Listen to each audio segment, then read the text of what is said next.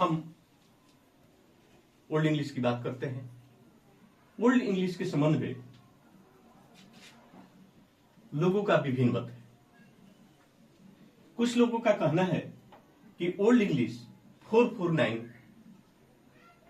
से एडी 1066 अर्थात 449 से लेकर एडी 1066 तक माना जाता है।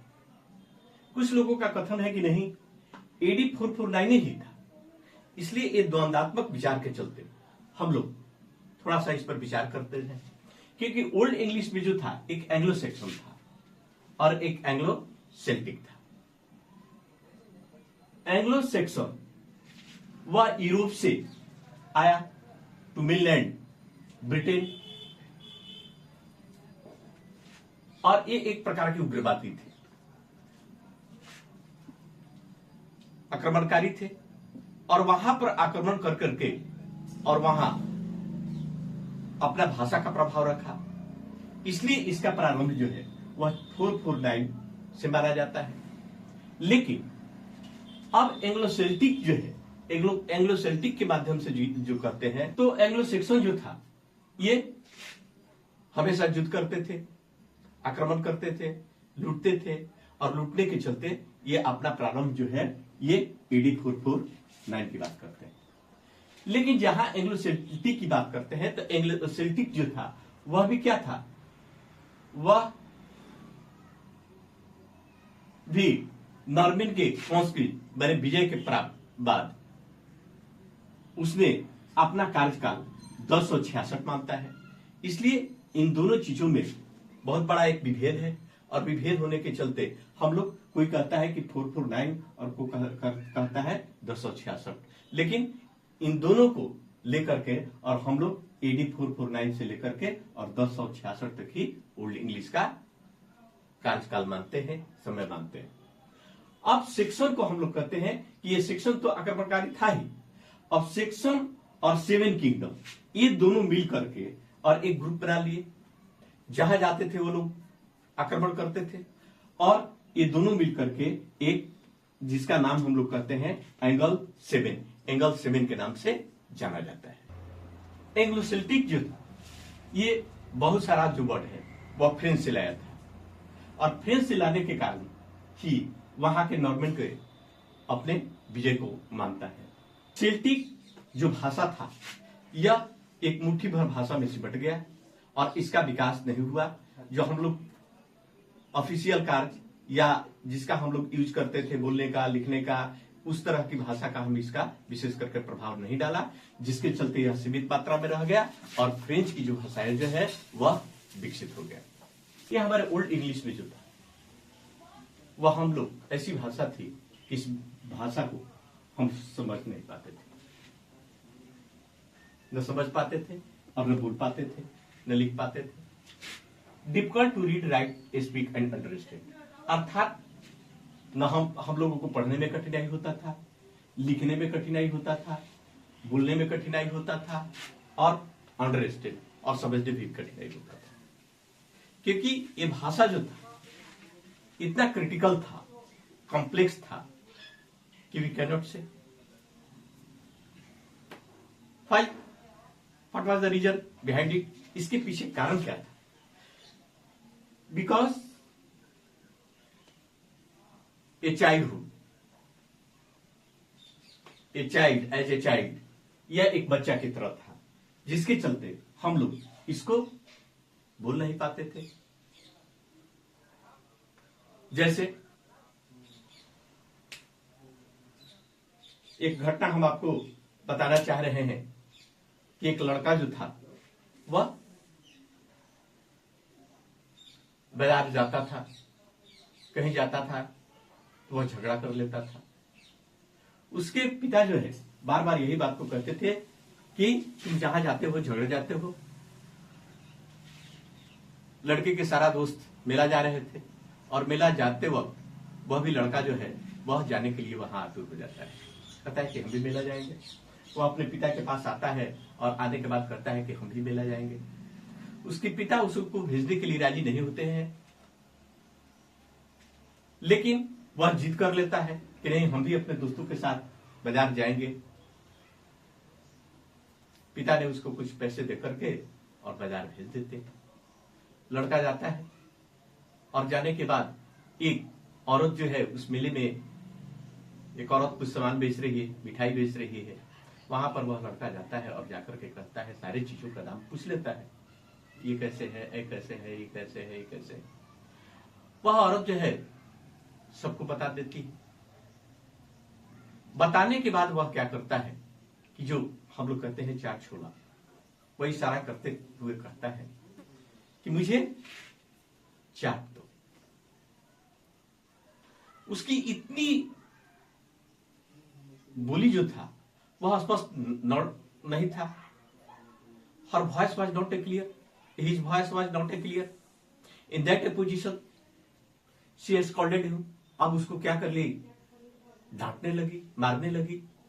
अब धीरे धीरे सभी लोग जुट गए और सभी लोगों से ने उस औरत ने कहा कि भाई ये लड़का तो हमको कह रहा है, इस तरह की बात बोल रहा है, चाटने की बात कर रहा है, छोटा सा लड़का इस तरह की अभद्र भाषा का प्रयोग करता है।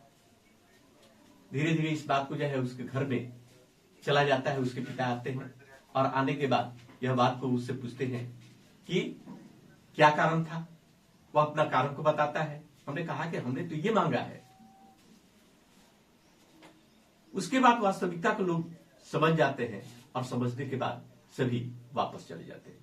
तो ये क्या था, ये एक भाषा की बात थी।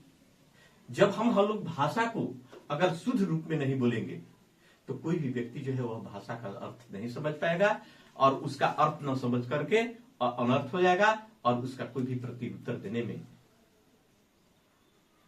असमर्थ हो जाएगा। इस परिस्थिति में हम लोगों को रीड, राइट, स्पीक और अंडरस्टैंड, ये सारी समस्याएं जो था हमारा उस समय था। और इसके पीछे कारण क्या था कि हम लोग इसको कह सकते हैं कि इट वाज प्राइमरी स्टेज।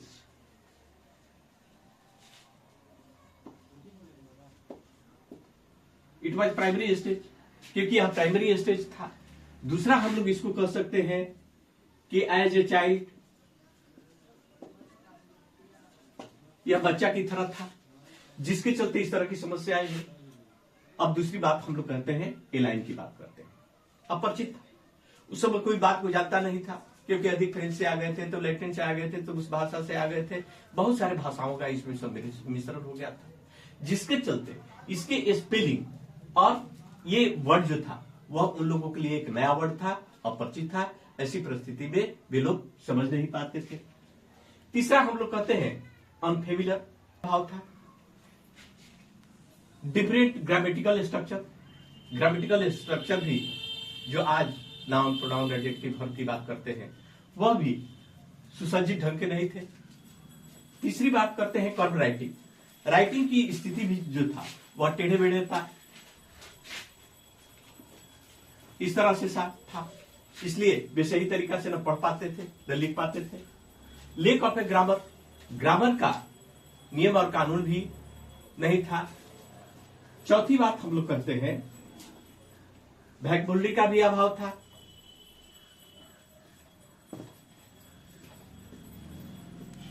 और नॉट ए सिंगल यूनिफॉर्म, हम लोग ये बात को कह सकते हैं कि हमारे ओल्ड इंग्लिश में जो था वह सिंगल यूनिफॉर्म नहीं था, एक भाषा पर नहीं था, क्योंकि नॉर्थ बेल्जियम था, मर्सियन था और वेस्ट सेक्शन था और केंटिश था।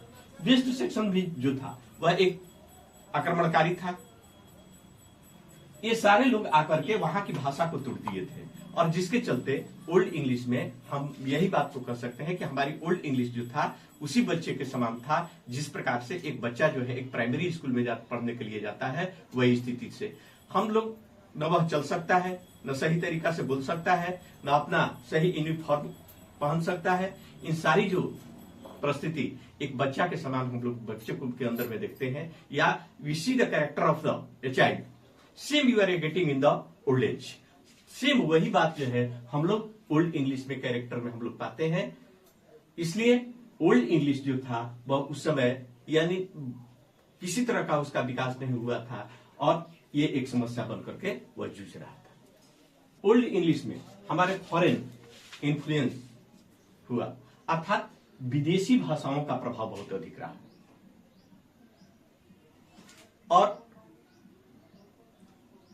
उसके साथ साथ लेकिन हम लोग ये भी कह सकते हैं कि लैटिन और ओल्ड इंग्लिश जो था पर लैटिन भाषाओं का बहुत अधिक प्रभाव था।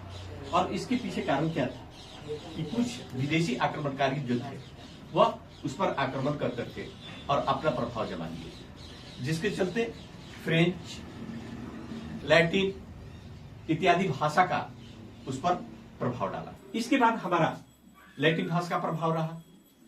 कुछ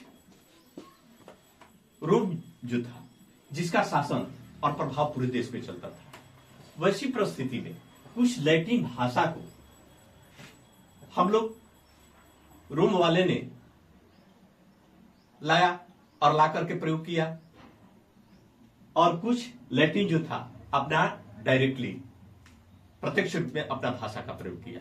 इसलिए हम लोग कह सकते हैं कि रोमन के द्वारा, थ्रू द रोमन के द्वारा शब्दों का कुछ प्रभाव डाला गया और कुछ जो है यह डायरेक्टली रूप में प्रभाव डाला, जिसके चलते हम लोग ये भी कह सकते हैं कि लैटिन का ओल्ड इंग्लिश पर विशेष प्रभाव था।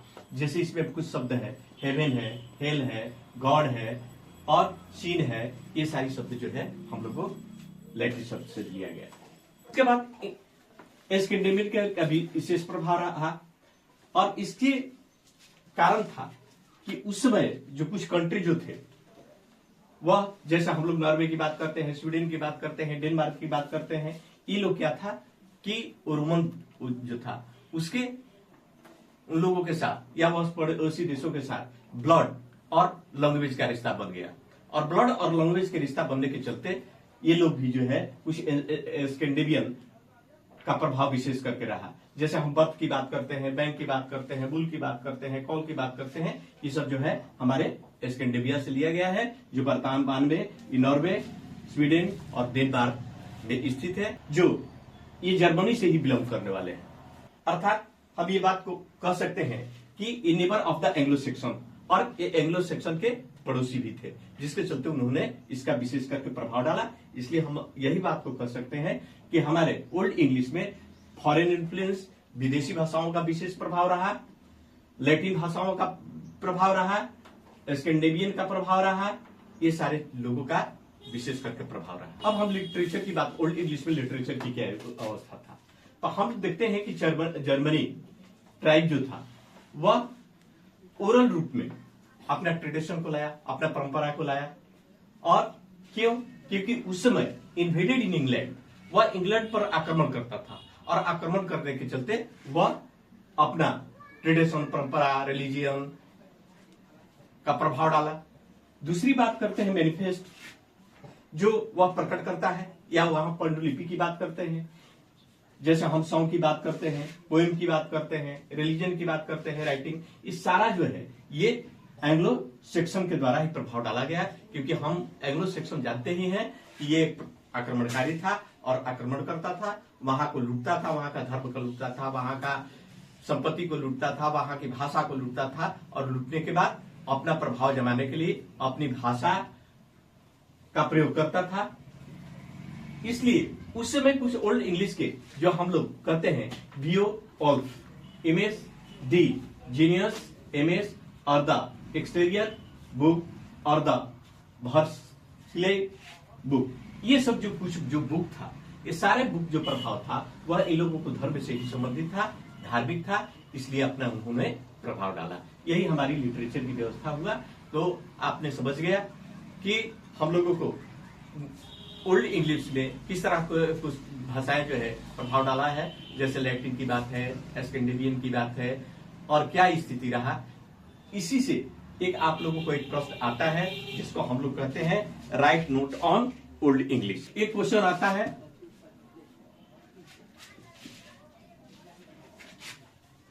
ये क्वेश्चन आता है,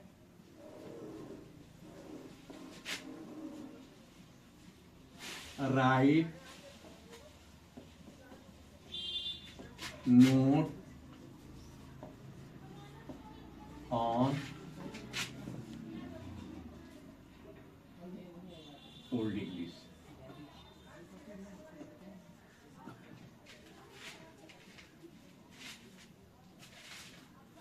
ये इस तरह के हम लोगों का प्रश्न आता है और इस प्रश्नों का हम लोगों को परीक्षा में ये उपयोगी रहता है, हमको देना है।